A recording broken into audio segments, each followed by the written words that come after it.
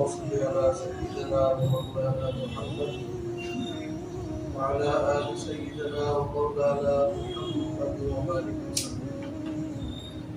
قال الله تبارك وتعالى في القرآن المجيد: أعوذ بالله من الشيطان الرجيم، بسم الله الرحمن الرحيم. وما أرسلناك إلا رحمة للعالمين. قال تعالى: هو الذي بعث في الأميين رسولا منهم يتلو عليهم آياته ويزكيهم ويعلمهم الكتاب والحكمة وإن كانوا من قبل لفي ضلال مبين. صدق الله العظيم. اللہ تبارک و تعالی نے اپنے فضل و کرم سے ہم سب کے اوپر بہت بڑا انعام اور احسان کہ حضرت محمد مصطفیٰ صلی اللہ علیہ وسلم کی آپ خاتم النبیین ہیں اور امام الانبیاء ہیں، آخری نبی ہیں، آپ کے اوپر نبوت ختم ہے، اب آپ کے بعد کوئی دوسرا نیا نبی نہیں آئے گا۔ قیامت کے قریب حضرت عیسیٰ علیہ السلام آئیں گے، وہ نئے نبی نہیں ہوں گے، وہ تو جب دنیا میں تشریف لائے تھے نبی تھے، اللہ زندہ آسمان تک اٹھا لیا، پھر دوبارہ آسمان سے زمین پر نازل فرمائیں گے، لیکن وہ اسی شریعت پر عمل کریں گے، شریعت محمدی پر عمل کریں گے۔ وہ اپنی شریعت پر نہ خود عمل کریں گے اور نہ دوسروں کو اس کی دعوت دیں گے۔ لہذا ہمارا یہ بنیادی عقیدہ ہے اور ہر ایمان والے کا یہ بنیادی عقیدہ ہونا چاہیے۔ جناب رسول کریم صلی اللہ علیہ وسلم آخری نبی ہے، آپ کے بعد اب کوئی نیا نبی نہیں آئے گا، تو آپ خاتم النبیین بھی ہیں اور امام الانبیاء بھی، سارے انبیاء علیہ السلام کے امام، افضل المرسلین، سارے نبیوں سے افضل ہے، اعلیٰ ہے۔ کرم ہے اس کا کہ اس نے ایسے اعلیٰ عرفہ نبی کی امت میں ہم سب کو پیدا کیا جس کے چرچے اور جس کی پہچان دنیا میں آنے سے پہلے ہی اللہ نے لوگوں میں آپ کی پہچان ساری کتابوں میں لکھ دی۔ توریت میں، انجیل آپ کی آمد کی خبر اور آپ کی تمام سیرت، جو بھی کچھ آپ کی نشانیاں تھی، وہ اللہ رب العزت نے کتابوں میں لکھی۔ یہودیوں کے علماء بھی ان ساری نشانیوں کو جانتے ہیں۔ آپ کے بچپن کا واقعہ ہے جب آپ حضرت حلیمہ سعدیہ رضی اللہ عنہا کے یہاں تھے، پرورش پا رہے تھے۔ یہودی علماء کا ایک قافلہ ادھر سے گزر رہا تھا، جب ان یہود علماء کی نظر آپ کے اوپر پڑی، فوراً رک گئے اور رک کر کے ایک ایک چیز کا معائنہ کرتے رہے اور اپنی کتابوں میں دیکھ کے کہتے رہے کہ ہاں یہ آخری نبی ہے، یہ آخری نبی ہے، یہ نشانی آخری نبی کی ہے۔ ساری نشانیاں ان کتابوں میں جو تھیں وہ بچپن میں آپ کی ذات اطہر سے ظاہر تھی۔ اب انہوں نے حضرت حلیمہ سعدیہ سے ایک آخری سوال کیا کہ ان کے والد کہاں ہیں؟ حضرت حلیمہ سعدیہ رضی اللہ عنہا نے بس یہ خیال کرتے ہوئے کہ میں ان کو دودھ پلانے والی ماں ہوں، تو میرے شوہر ان کے بعد ہیں، ان کے شوہر تھوڑا سا ہٹ کر کسی کام میں مصروف تھے، تو حضرت حلیمہ سعدیہ نے اشارہ کر دیا وہ ہے۔ اب انہوں نے فوراً جب یہ اشارہ سنا کہ ان کے والد وہاں موجود ہیں تو کہا کہ نہیں، ایک نشانی کب رہ گئی ہے، تو یہ آخری نبی نہیں، وہ جو آخری نبی آنے والے ہیں یہ بچہ وہ نہیں ہے، کیوں؟ ساری نشانیاں موجود ہیں۔ اس میں ایک یہ بھی تھا لکھا ہوا اپنی کتاب میں کہ اس بچے کے والد کا انتقال اس کی پیدائش سے پہلے ہو جائے گا۔ بچے کی ولادت کے وقت میں اس کے والد موجود نہیں ہوں گے، اور واقعہ بھی یہی تھا۔ آپ اس دنیا میں تشریف نہیں لائے تھے، آپ کے دنیا میں تشریف لانے سے 6 مہینے پہلے آپ کے والد محترم کا انتقال ہو چکا تھا، تو وہ نشانی تو اس بچے میں موجود تھی، لیکن اللہ کی حکمت کہ حضرت حلیمہ سعدیہ کی زبان سے نکل گیا، جب انہوں نے پوچھا اس کے والد کا تو وہ ہے، تو وہ چلے گئے۔ انہوں نے کہا جاتے جاتے اگر یہ نشانی بھی پوری مل جاتی ہمیں تو ہم اس کو یہی قتل کر دیں، کہ ان کا پورا گمان یہ تھا، ان کا یقین تھا، ان کی خواہش اور تمنا یہ تھی کہ جس طرح سے بنی اسرائیل میں ہزاروں کی تعداد میں انبیاء آتے چلے آئے، آخری نبی بھی ہم میں سے ہی ہوگا۔ لیکن انہوں نے اس بچے کو دیکھا، کہا اس کی ساری نشانیاں تھی، اگر آخری نشانی بھی پتہ چل جاتی تو ہم یہ سمجھتے ہوئے کہ یہ نبوت ہمارے ہاتھ سے نکل گئی تو دوسروں میں بھی نہیں جانی چاہیے تھی، ہم قتل کرتے تھے، لیکن اس کے والد وہاں موجود تھے،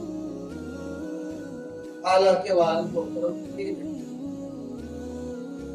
تو ایسے نبی کی ہم امت میں جن کے آنے کے چرچے آپ کی ولادت سے بھی پہلے تھے، کتابوں میں لکھے جا چکے، تو ہم اس انعام پر، اس اکرام پر اللہ رب العزت کا شکر ادا کریں کہ اللہ نے ہمیں ایسے نبی کی امت میں بنایا، اور ایسی امت بنایا جس امت کی فضیلت یہ ہے کہ جنت میں جانے والوں میں سب سے پہلی امت محمدیہ ہوگی، اس کے بعد باقی امتیں جنت میں جائیں گی۔ لیکن میرے محترم بزرگ اور دوستوں، ہمیں صرف اتنی بات سوچ کر کے بس اتنے پر ہی خوش ہونا نہیں چاہیے، بلکہ نبی اکرم صلی اللہ علیہ وسلم جو کام لے کر کے آئے، جو مشن لے کر کے آئے، اس مشن پر، اس کام پر ہمیں اپنے آپ کو چلانا ہے۔ جو تعلیم آپ لے کر کے آئے اس تعلیم پر عمل کرنا ہے، جو دین آپ لے کر کے آئے اس دین پر ہمیں پابندی سے عمل کرنا ہے۔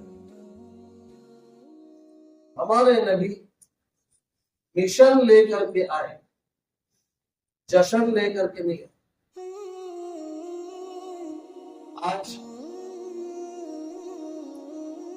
آپ کی آمد کو آپ کا مشن بھلا کر کے خالی دنیا اور کچھ بیچارے ناواقف لوگ بس جشن منانے میں لگے، بس ایک دن جشن منا لیا اور حق ادا ہو گیا کہ ہم نبی کی امتی ہیں اور ہم عاشق رسول جشن منانے سے نہیں پڑا۔ سیدنا حضرت ابو بکر صدیق رضی اللہ تعالی عنہ سے بڑھ کر کے کوئی محب رسول ہو نہیں سکتا، کا اتنا مرتبہ، لیکن آپ سے بہت زیادہ محبت، عقیدت،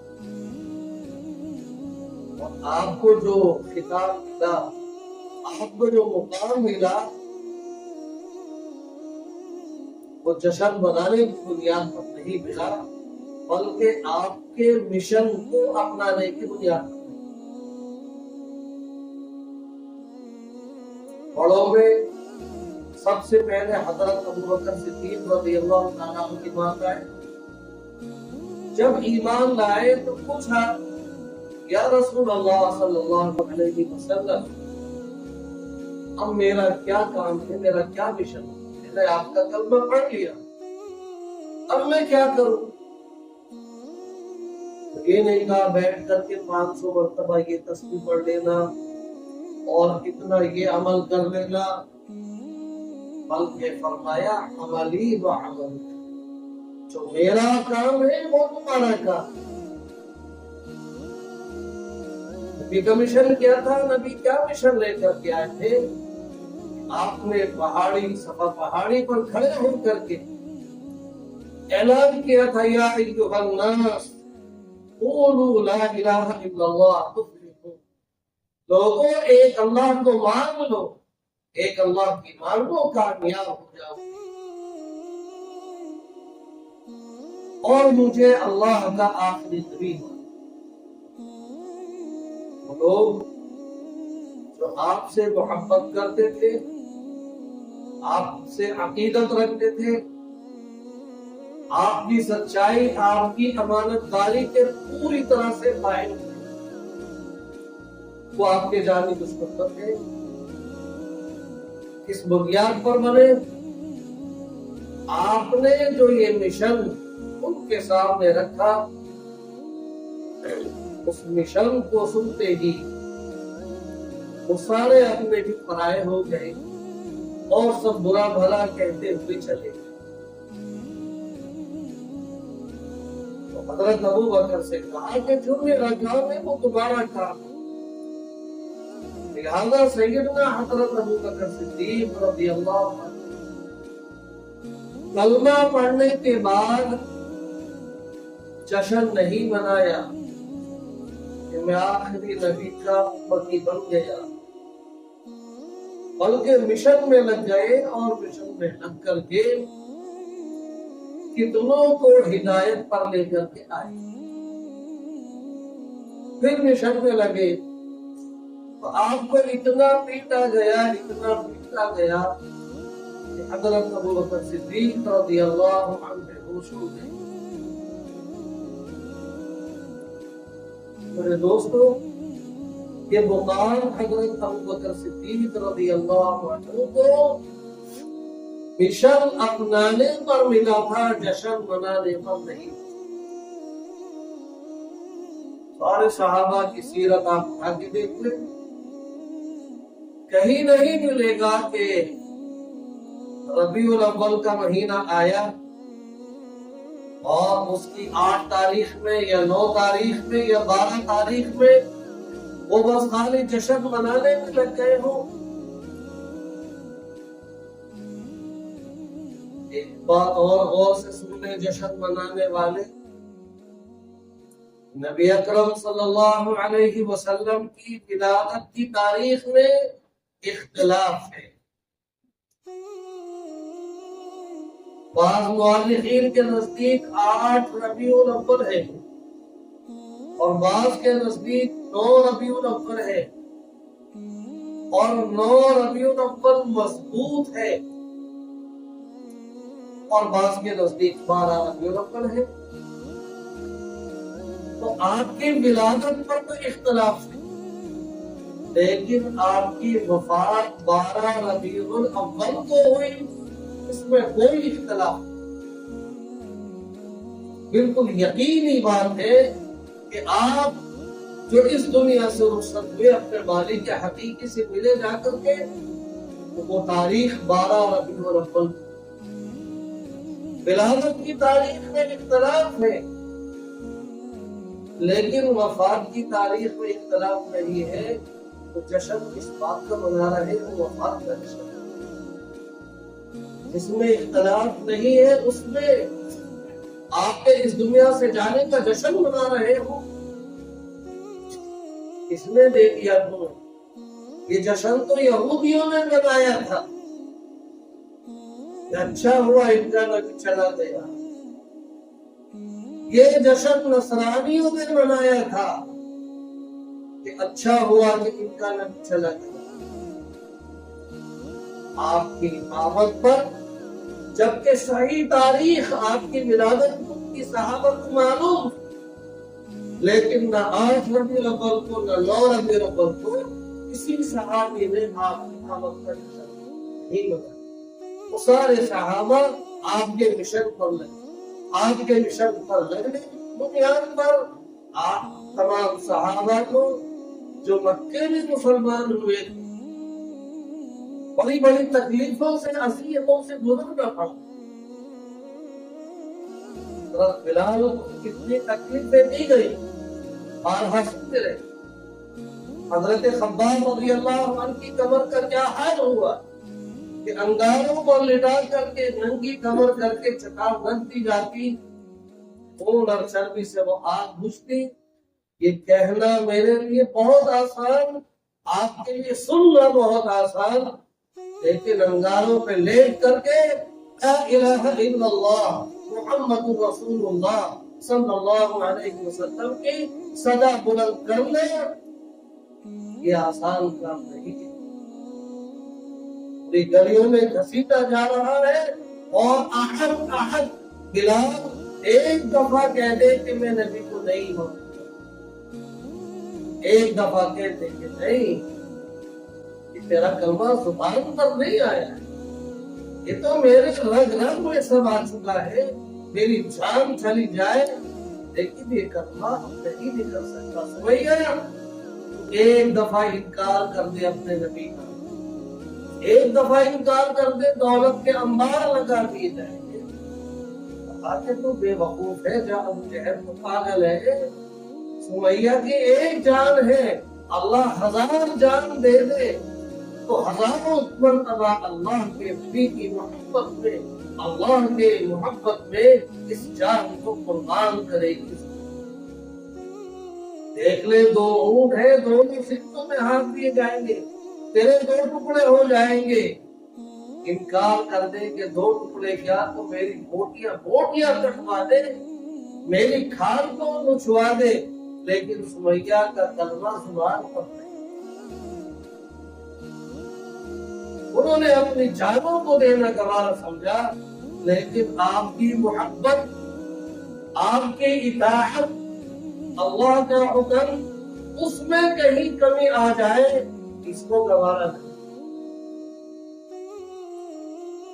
پوری فصل تیار پکی ہوئی، کھجوروں کی فصل تیار ہے پکی ہوئی، اب بس 2-4 دن میں توڑ لی جائے، ورنہ اگر 8-10 دن میں چھوڑ دیں تو خراب ہو جائے۔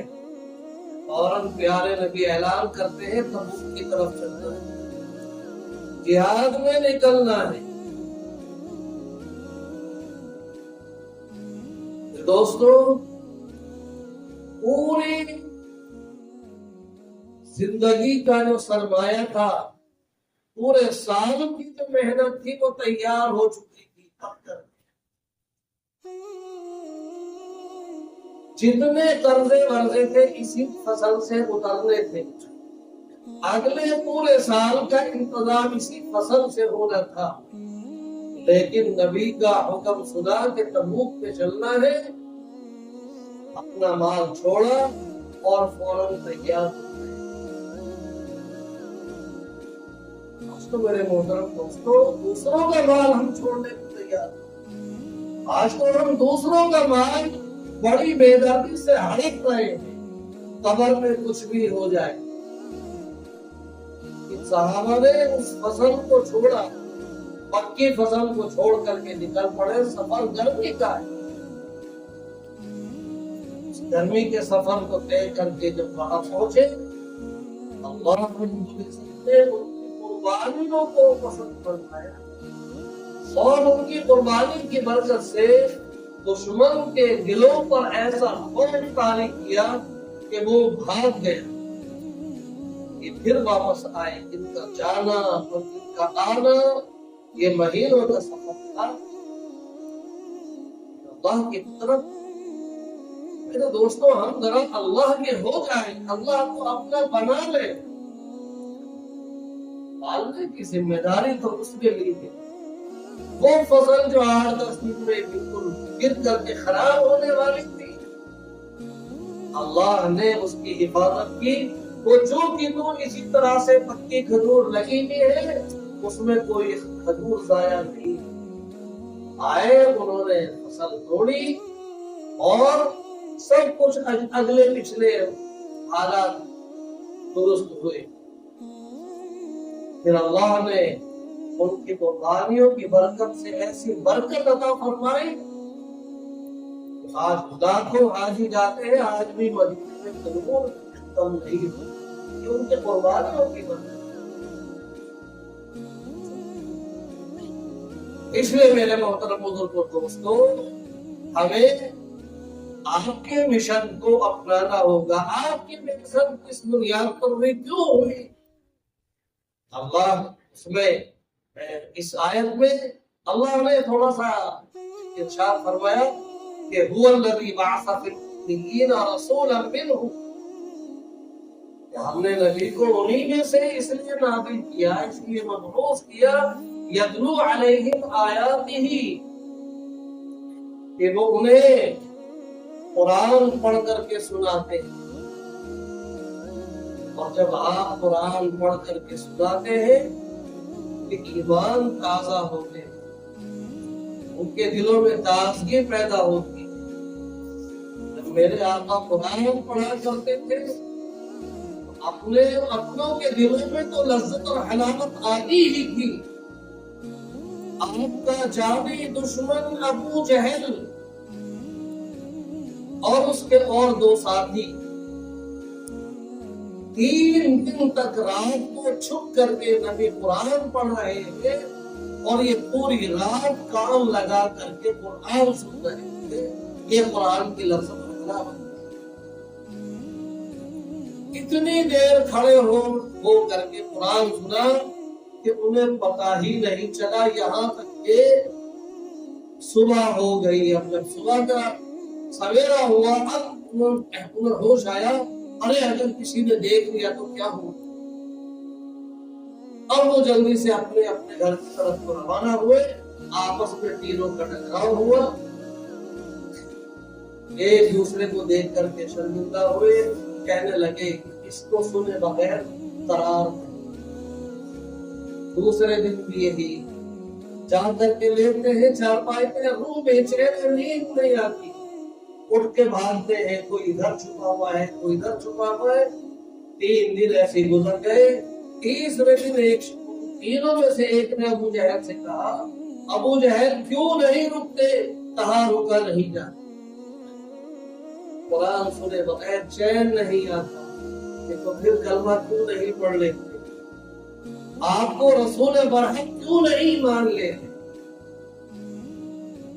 ابو جہل نے کہا یہ رسول برحق ہے، مجھے پورا یقین ہے، ذرہ برابر شک ہے، ان کا دین برحق ہے، ان کا قرآن برحق ہے، تبھی تو میں سنتا ہوں۔ مان نہیں سکتا ایک مجبوری ہے. کیا مجبوری؟ کہ ان کے خاندان میں ہمارے خاندان میں شروع سے ایک دوڑ نہیں چلی آ رہی کہ میں اس کام میں ان سے آگے بڑھوں، میرا نام اونچا ہو جائے. کبھی یہ آگے کبھی ہم آگے. ہم نے اکثر باتوں کا مقابلہ کر لیا، لیکن یہ ایک ایسی چیز ہے جس کا مقابلہ ہم نہیں کر سکتے. ان کو جو نبوت ملی ہے اس کا مقابلہ تو میں نہیں کر سکتا. یہ تو اللہ کی طرف سے عطا کی ہوئی ہے اور حق ہے، سچ ہے. بس اس لیے نہیں مانتا ہوں کہ ان کی ہماری بحث چلی ہوئی ہے.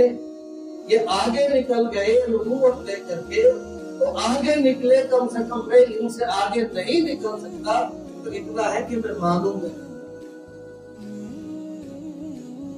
آپ قرآن کی آیت پڑھ کے سناتے ہیں، وہ یزکیہم، اور جو ان کے دلوں میں عقائد باطلہ کی خبر سے بھری ہوئی ہے،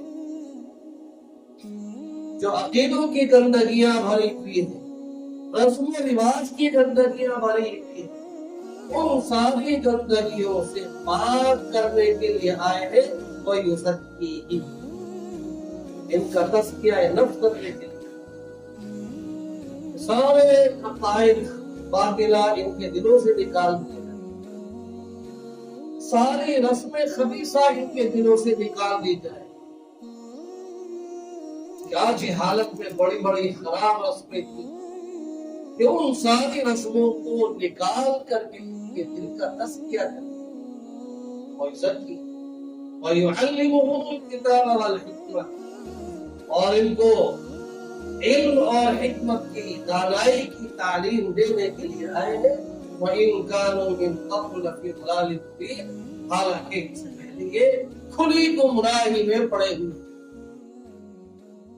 دنیا بھر کی خرافات ان کے ذہنوں میں تھی، دلوں میں، ان کے عمل میں.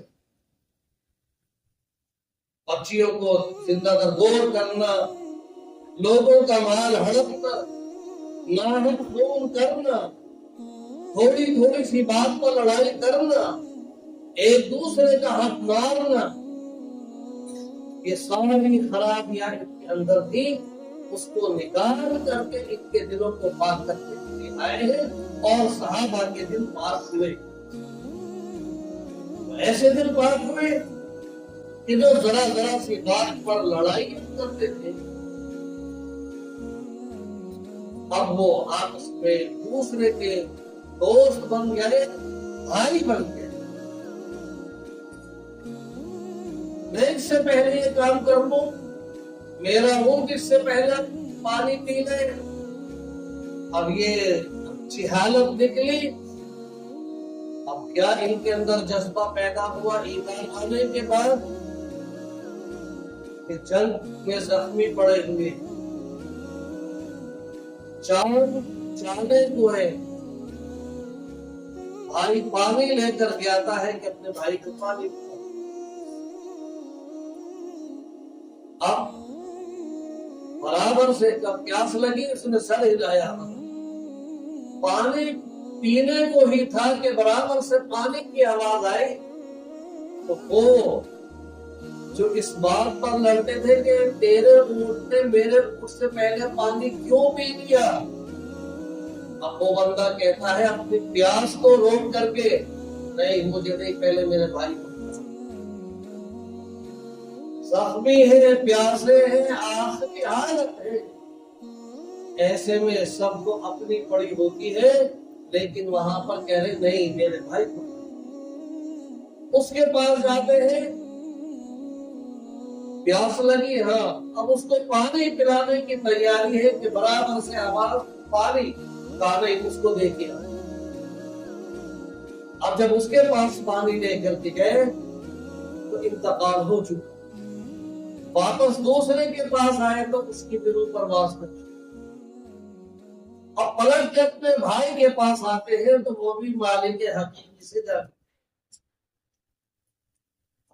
جب یہ دین آیا، ایمان آیا، تزکیہ نفس ہوا، تو دوسروں کا مال لوٹنے والے، قتل کرنے والے یہاں سے جان دے رہے ہیں، لیکن اپنے بھائی سے پہلے پانی۔ میرے نبی مشن لے کر کے آئے، جشن لے کر کے نہیں آئے۔ کون کہتا ہے کہ ہمیں نبی کی آمد پر خوشی نہیں ہے؟ جھوٹ بولتے ہیں، بکواس کرتے ہیں۔ ہمیں نبی کی آمد کی خوشی ہے، لیکن ہم ناچ کر کے، ڈی جے بجا کر کے خوشی کا اظہار نہیں کرتے۔ ہم یہود و نصارہ کی طرح کیک کاٹ کر کے ہم اظہار نہیں کرتے۔ ہمیں اگر خوشی کا اظہار کرنا ہے تو کیسے کرنا ہے؟ لَقَدْ كَانَ لَكُمْ فِي رَسُولِ اللَّهِ أُسْوَةٌ حَسَنَةٌ، کہ تم نبی کا اسوہ اپناؤ۔ یہ یہود و نصارہ کا طریقہ ہے کیک کاٹنا۔ تم یہود و نصارہ کا کیک کاٹ کر کے نبی کے غلام کیسے بن سکتے؟ غلام نبی کے اور رسم یہود و نصارہ کی یہ ہو نہیں سکتا۔ اپنے بچوں کے برتھ ڈے کا کیک کاٹ کر کے تو گناہ اپنے سر لیتے ہی تھے۔ تو جہالت یہاں تک بڑھ گئی کہ اب تو جو نبی رسم ختم کرنے کے لیے آئے تھے، اب اس نبی کے نام پر کیک کاٹا جا رہا ہے، اس خرافات کو دوبارہ سے زندہ کیا جائے۔ اس لیے میرے محترم بزرگ اور دوستوں، آپ سے محبت اور عقیدت کا تقاضا یہ ہے کہ جو ہمارے نبی مشن لائے اس مشن پر ہم چلے، آپ کی تعلیمات پر ہم چلے، ہم اپنے پیارے آقا صلی اللہ علیہ وسلم کی سیرت کو اپنائیں، آپ کی زندگی کو اپنے ذات کے لیے نمونہ بنائیں۔ ہم اپنے پورے جسم کو، ہم اپنی پوری زندگی کو، ہم اپنے کاروبار کو، ہم اپنے گھر کی زندگی کو، ہم باہر کی زندگی کو، پڑوسیوں کے ساتھ، غیروں کے ساتھ، اپنوں کے ساتھ کیسے ہمیں رہنا ہے، اپنے نبی سے سیکھیں، اپنے نبی کی سیرت کو پڑھیں کہ ہمارے نبی نے کس طرح سے غیروں کو اپنا بنایا تھا، کیسے اخلاق اپنا کر کے دوسروں کو دلوں میں اپنی جگہ بنائی تھی، کیسے اخلاق اپنا کر کے کیسا عدل و انصاف اور سچائی، امانت داری اور کیسی حکمت اور دانائی اپنا کر کے دوسروں کو اپنا غلام بنایا تھا۔ اس تعلیم پر عمل کر کے ہم بھی آج اس دنیا پہ فائد ہو سکتے ہیں، کیونکہ اللہ نے قرآن میں خود کہا وَأَنْتُمُ الْأَعْلَوْنَ إِن دین کے سر بلند تم ہی رہو گے اگر تم پر کے سچے مومن بن جاؤ۔ دوسروں کی دکانوں مکانوں پر قبضہ کر کے، دوسروں کی گردنیں مار کر کے، دوسروں کے فلیٹ کو لا کر کے، دوسروں کی زمین جائیداد ہڑپ کر کے وَأَنْتُمُ الْأَعْلَوْنَ کا خطاب نہیں حاصل کر سکتے۔ لہذا اپنے نبی کا اسوہ اپنا کر کے، اپنے نبی کی سیرت اپنا کر کے اور آپ کی سنتوں پر عمل کر کے ہم نبی کے غلام بن سکتے ہیں، اور جب نبی کے پکے غلام بن جائیں گے تو پھر حوض کوثر سے آپ کے دست مبارک سے ہمیں جام بھی ملے گا۔ ورنہ کہیں ایسا نہ ہو اللہ ہزار بار ہم سب کی حفاظت فرمائے، فرشتے کہیں دھکیل نہ دے کہ ہٹ جاؤ یہاں سے، دور ہو جاؤ، نبی کہے کہ آنے دو میرے امتی، کہ یا رسول اللہ انہوں نے آپ کے آنے کے بعد آپ کے دین میں بدلاؤ کیا، نئی نئی رسمیں ایجاد کی تھی، خرافات میں پڑ گئے، لوگوں کے حقوق مارے تھے، یہ تو ظلم کرنے والے تھے، کہا کہ پھر دور کر دو انہیں میری نظروں سے۔ کہا اگر ہمارے نبی نے اپنی نظروں سے دور کر دیا میرے محترم دوستوں، پھر وہاں کوئی نبی، کوئی ولی، کوئی شہید، سفارش اور شفاعت کرنے والا نہیں۔ اس لیے ہمیں اپنے نبی کی سیرت، اپنے نبی کا اسوہ اپنی زندگی میں اپنانا ہے۔